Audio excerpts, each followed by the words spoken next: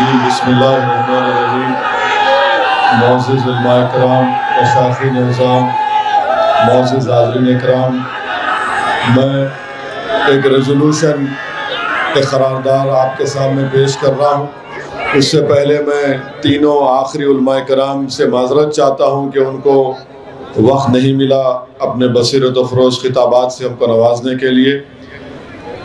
یہ قرارداد یہ ہے کہ ہم فلسطینی عوام کی ان کی اپنی زمینوں پر قبضے کے خاتمے کے لیے دہائیوں سے جاری جہد کی بھرپور حمایت کرتے ہیں۔ فلسطین ایک حصے پر مئی 1948 میں قبضہ کیا گیا، ماباقی حصے کو 67 میں قبضہ کیا گیا، جبکہ فلسطین کی عوام کو بین الاقوامی قوانین کے تحت خود ارادیت، قومی آزادی اور خود مختاری کا ناقابل تسخیر حق حاصل ہے۔ انہیں ہر طرح کے قبضے کے خلاف مزاحمت اور اپنی زمینوں کو ناجائز قبضوں سے پاک کرانے کا مکمل حق حاصل ہے۔ انہیں اپنے گھروں اور جائیدادوں پر واپس جانے کا بھی حق ہے جو 1948 سے ان کے پاس ہے۔ غزہ دنیا کا سب سے بڑا حراستی کیمپ ہے۔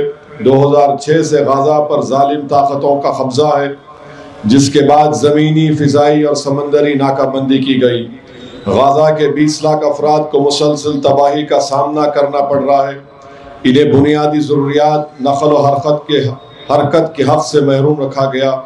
غزہ کے لوگوں نے بار بار جنگ و جدل کا سامنا کیا ہے اور وہ ایک مستقبل اجتماعی اذیت برداشت کر رہے ہیں۔ غزہ کے 80% لوگوں کی گزر بسر بیرونی امداد پر منحصر ہے۔ غزہ کی نصف آبادی بچوں پر مشتمل ہے۔ اسرائیل غزہ کی ناکہ بندی، غزہ کے لوگوں پر بمباری، ان کے حصے پر کنٹرول اور ان لوگوں پر اپنی نگرانی کو فوراً ختم کرے۔ فلسطین کے مقبوض علاقے مغربی کنارہ میں ہر روز لوگ مصائب اور مشکلات کے علاوہ نسلی امتیاز کو برداشت کر رہے ہیں۔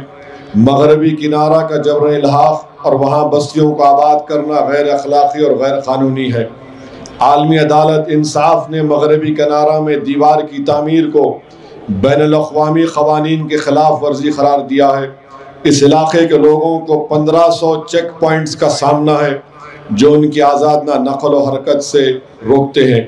اسرائیل کو چاہیے کہ وہ نسلی امتیاز کی دیوار گرائے، فلسطینیوں کو معاوضہ ادا کرے اور ان کی تمام زمینوں کو واپس کرے جہاں سے انہیں بے دخل کیا گیا ہے۔ ہم مسجد اقصیٰ کے تقدس کی بار بار پامالی اور بے حرمتی اور مسلمانوں کے تیسرے مقدس ترین مذہبی مقام پر عبادت میں رکاوٹوں کی اسرائیلی کوششوں کی مذمت کرتے ہیں۔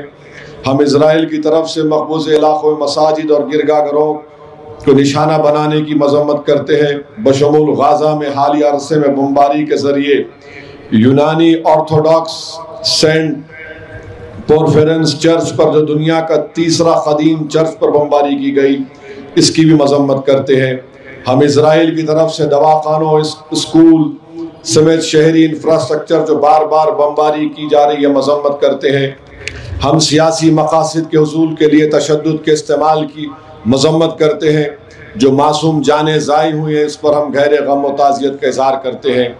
اسرائیل کو اوسلو کے معاہدے کا احترام کرتے ہوئے بین الاقوامی قوانین اور اقوام متحدہ کی قراردادوں پر عمل کرنا چاہیے۔ اسے غزہ پٹی، مغربی کنارہ اور بیت المقدس میں اپنے غیر قانونی قبضوں کو برخاست کرنا چاہیے جو 1967 کے بعد سے کیے گئے ہیں۔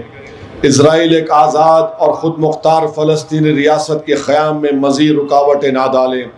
بھارت ہمارا وطن عزیز 1774 میں PLO کو فلسطین کے عوام کے جائز اور واحد نمائندے کے طور پر تسلیم کرنے والا پہلا غیر عرب ملک ہے۔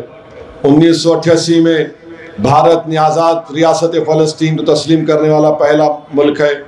جمہوری بھارت کو فلسطینی عوام کی حمایت کی اپنی اس قدیم روایت کو برقرار رکھتے ہوئے اس کا احترام کرنا چاہیے۔ ہم حکومت ہند سے کہنا چاہتے ہیں کہ بابا قوم مہاتما گاندھی کی اس بات کو یاد رکھا جائے کہ فلسطین فلسطینیوں کا ہے جس طرح انگلستان انگریزوں کا اور فرانس فرانسیسیوں کا ہے۔ بھارت نے ہمیشہ نسل پرستی اور نوآبادی نظام کے متاثرین کے ساتھ اظہار یکجہتی کیا ہے، چاہے وہ جنوبی افریقہ ہو یا انڈونیشیا اور فلسطین۔ ہمیں اس روایت اور تاریخ کو ترک کرنا نہیں چاہیے۔ ہم بھارت کی کچھ ریاست حکومتوں کی جانب سے غازہ میں اسرائیلی جنگی جرائم بشمول دواخانے، اسکول اور گرجا گھروں مساجد پر حملے کے خلاف عوامی مظاہروں کی حوصلہ شکنی یا پھر مظاہرین کے خلاف مجرمانہ پابندیوں کی مذمت کرتے ہیں۔ ہم آزمائش کی اس گھڑی میں فلسطینی عوام کے ساتھ ایک جہتی کا اظہار کرتے ہیں اور ان کے ساتھ کھڑے ہیں، اور عالمی برادری سے مطالبہ کرتے ہیں کہ اسرائیل پر لگام کسے جو انسانیت کے خلاف سنگین جرائم اور فلسطینیوں کی نسل کشی کا ارتکاب کر رہا ہے۔ ہم مقبوض غازہ پٹی سے فلسطینی برادری کو جزیرہ نما سینائی اور مغربی کنارے سے اردن کی طرف بے دخلی کے اسرائیلی منصوبوں کو مکمل طور پر مسترد کرتے ہیں اور اسے سراسر مجرمانہ اور غیر قانونی قرار دیتے ہیں۔ اور کیا آپ کو یہ قرارداد منظور ہے؟